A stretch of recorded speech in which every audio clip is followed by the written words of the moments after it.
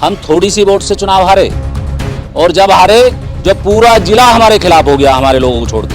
यहाँ तक कि जो हमारे अपने लोग थे, पार्टी के बोल दो या कुछ भी, वो हमारे खिलाफ थे बहुत सारे। बहन जी को भी ले आए, वो पता नहीं कैसे कैसे करके जनरल सीट पे नहीं आना चाहिए। तो पूरा प्रशासन लगा, सरकार लगी, अमित शाह और मोदी ने पूरी ताकत लगा दी, और योगी जी भी यहाँ 5 बार आए, और तब राम की जान बड़ी मुश्किल से बचा पाए।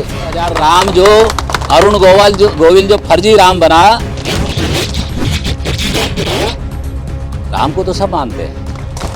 अगर दोबारा आप लोगों में अंदर करंट नहीं आ गया ना तगड़ा, तो बात रही। और जितने हमारे युवा साथी बैठे इनके तो सीने चौड़े हो जाएंगे। मोदी 56 इंच की बताता है, इनके देखना 60-60 इंच के ना हो जाए तो बात है। सबसे पहले मैं बाबा साहब भीमराव अंबेडकर जी के चरणों में नमन करता हूं। और आज जो ये पावन पर्व है, बाबा साहब की जयंती से एक दिन पहले का जो ये कार्यक्रम आपने रखा है, भगवान गौतम बुद्ध जी की जो मूर्ति की स्थापना की है, उसके लिए पूरा गांव बधाई के पात्र है। मैं दिल से आप लोगों का स्वागत करता हूं कि आपने नंगली गांव में एक ऐतिहासिक कार्य किया है, और समाज के तमाम लोगों ने मिलकर ये काम किया है। उसके साथ साथ आपने जो सभी लोगों को बुलाया, जो हमारे समाज की बात को आगे बढ़ाते हैं, सबको बुलाया, उसके लिए भी आप बधाई के पात्र हैं। यहाँ प्रोग्राम की अध्यक्षता कर रहे हमारे जो गुरुजी विक्रांत गौतम जी बीच में बैठे हैं।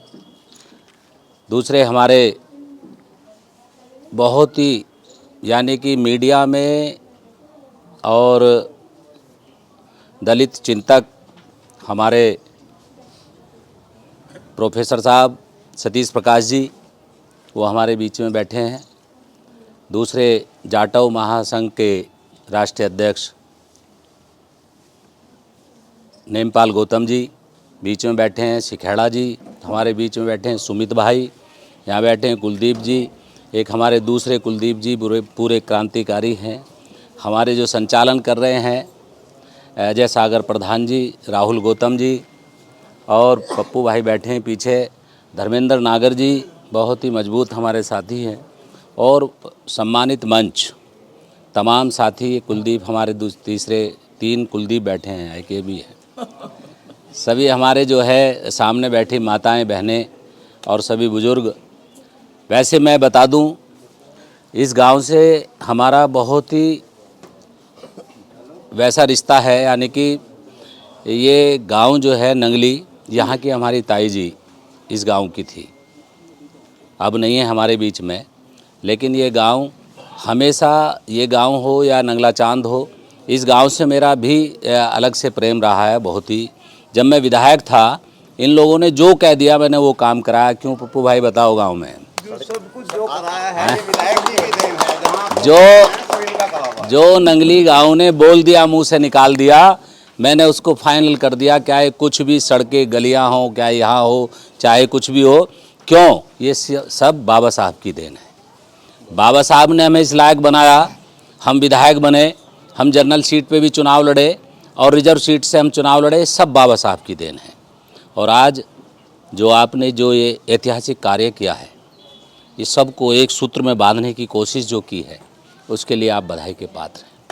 लेकिन मैं ये कहना चाहता हूँ कि जो अहिंसा और दया करुणा के जो महासागर रहे हैं, उनकी आपने मूर्ति की स्थापना की है। मुझे तो कल ही पता चला था, कल ही फ़ोन पे किसी ने बताया कि इस तरीके से कोई मूर्ति की स्थापना हो रही है। मैंने कहा मैं आऊँगा। कौन कौन आ रहे हैं? कि सब आ रहे हैं। मगर तो ठीक है, मैं भी आऊँगा। तो जब सबके लिए बात थी तो मैं आपके बीच में आया हूँ। मैं दिल से आप लोगों का स्वागत करता हूँ।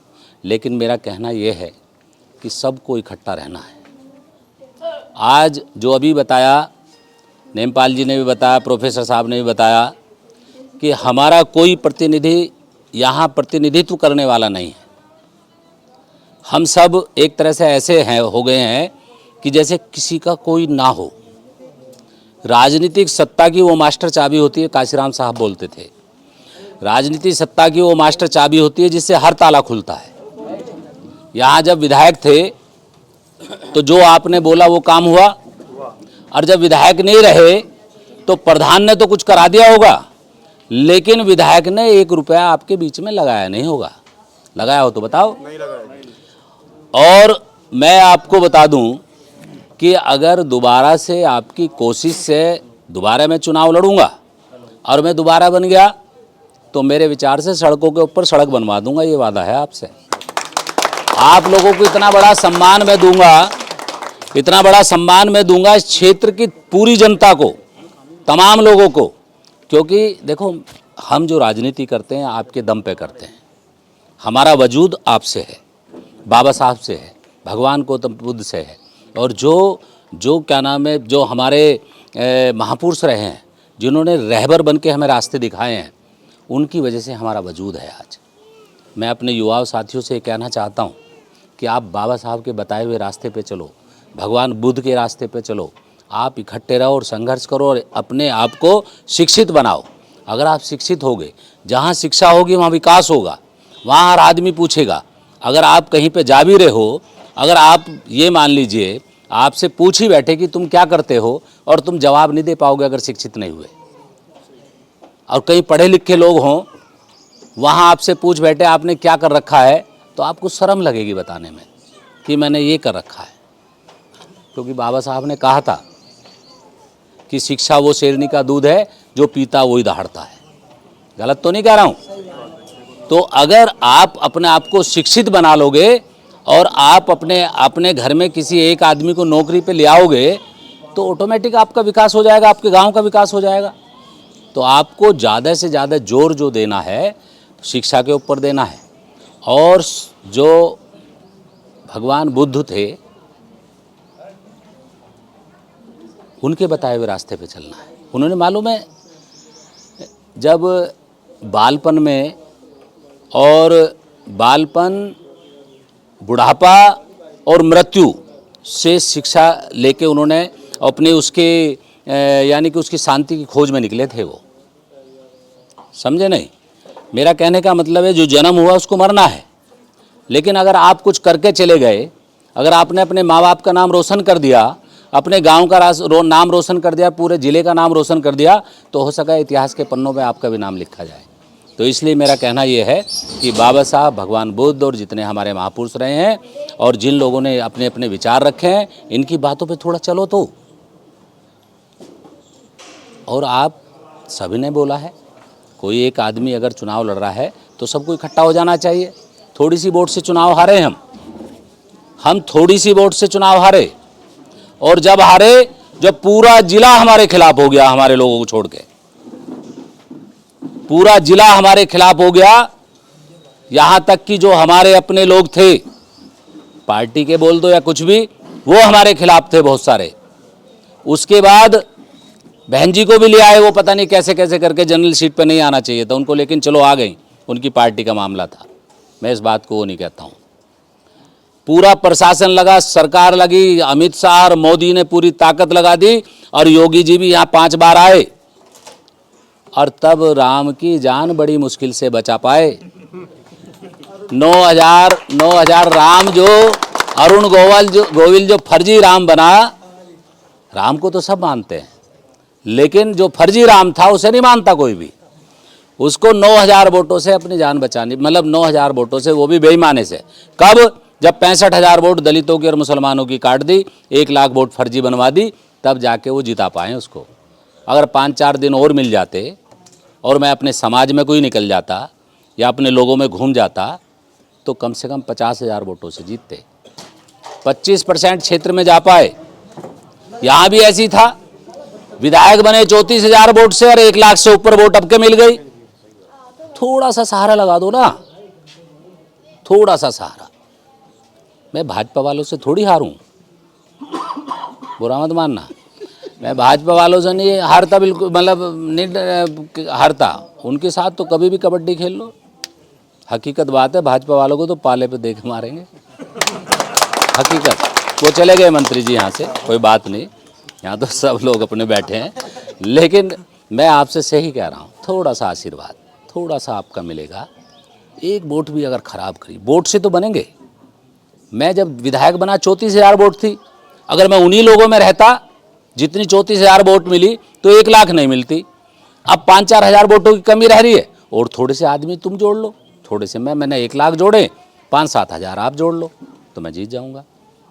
अब के जितने बैठे हैं मंच पे, इनको भी ले लेके ज़बरदस्ती आऊँगा। वैसे पहले भी आए हैं, सभी लोग आए हैं, पर यह है कि सबकी ज़रूरत है, सबका साथ की ज़रूरत है, बाबा साहब के आशीर्वाद की ज़रूरत है, भगवान बुद्ध के आशीर्वाद, सभी महापुरुषों के आशीर्वाद की ज़रूरत है। और ये बता रहा हूँ, जितना अपमान हमारे लोगों का ये विधायक करता, मंत्री करता है, आज तक नहीं हुआ है। अगर मान सम्मान से जीना चाहते हो और अपने अधिकारों को प्राप्त करना चाहते हो और इस जंग को और अपने मान सम्मान को बचाना चाहते हो, तो अब के आने वाले समय में पार्टी वार्टी कुछ नहीं देखनी, अपने आदमी को विधायक बना लेना। फिर देखना, जितने बुजुर्ग बैठे हैं ना, अगर दोबारा ना जवान हो गए तो मेरा नाम योगेश वर्मा नहीं, सही बता रहा हूँ। अगर दोबारा आप लोगों में अंदर करंट नहीं आ गया ना तकड़ा, तो बात रही। और जितने हमारे युवा साथी बैठे, इनके तो सीने चौड़े हो जाएंगे। मोदी 56 इंच की बताता है, इनके देखना 60-60 इंच के ना हो जाए तो बात है। गलत तो नहीं कह रहा हूँ। तो इसलिए भाई, मान सम्मान के लिए काम करना पड़ेगा और मैं आपके साथ हूँ। आपने देख भी लिया 2 अप्रैल के आंदोलन में, जेल गया था और जान भी चली जाती तो परवाह नहीं करता। और कल भी अगर समाज के ऊपर कोई बात आएगी तो जान देने के लिए तैयार रहूँगा। ये वादा है आप लोगों से, ये वादा है। और मैंने तो नंगली वालों, मैंने तो ये कह भी रखा है, मैंने अपने घर वालों से कह रखा है, मैं हस्तिनापुर के लिए हूँ। और ये कह भी रखा है कि अगर जान चली जाए ना तो मेरी बॉडी को भी हस्तिनापुर वालों को सौंप देना, गंगा जी में जाके बहा लेंगे या गंगा जी में जाके दाह संस्कार कर लेंगे। मैं आपका हूँ और आपका रहूँगा, ये वादा है। बस ये मैं आपसे कहना चाहता हूँ। आज इस पावन पर्व पे आए हैं, भगवान बुद्ध की मूर्ति की स्थापना हुई है। ये बहुत ही अच्छा काम आप लोगों ने किया है और इतना आनंद भरा काम आपने किया है जिसकी कोई तुलना नहीं कर सकता है। मैं अपनी तरफ से 11,000 रुपये आपको दे रहा हूँ, ठीक है। और ये 11,000 रुपये तो मेरी तरफ से है ही है, पर मैं बड़ी मुश्किल से जीने से नीचे उतरा हूँ। जब ऊपर चढ़ गया एक बार, नहीं सर, ये जीना भी मैं ही बनवा दूंगा। जो जितने पैसे लगेंगे मेरी तरफ से लगेंगे भाई। मैंने बोला है कि ये 11,000 तो है ही है, जीने में जितने पैसे लगेंगे वो मेरी तरफ से। और क्या बताया, एक लैंटर को भी कह रहे हैं, तो एक लैंटर भी मेरे तरफ। जब विधायक जी जीत जाएंगे, जो आप कहोगे वो होगा। है नहीं तो कह रहा हूँ, नहीं, ये मेरा गांव नहीं है, ये क्या करें। हाँ, आपका ही गाँव है, आपका ही रहेगा। देखो सुनो, फर्ज तो बनता है आपका, मुझे आप, अब की बार मैं आपको वैसे नहीं छोड़ने का हूँ। मेरे से आप कुछ भी ले लो, आज भगवान बुद्ध का वो है, कोई घोषणा करा लो, सब चीज़ करूँगा। लेकिन चुनाव में मैं अब की बार हर घर से 10 रुपये लूँगा आपके। और ये काहे के लिए लूँगा, क्योंकि आपका फर्ज बनता है। मेरी ताई जी यहाँ की थी, तो इनका तो रिश्ता बनता है पैसे देने का, क्यों। तो इसलिए मैं हर घर से, एक घर नहीं छूटना है, 10 रुपये जरूर लूँगा, 10 से ऊपर नहीं, ठीक है। तो और ये 11,000 प्लस क्या नाम है, जीना और एक जो लेंटर, वो जब चाहो, जब 14 अप्रैल के बाद में काम शुरू करा देना, ठीक है जी।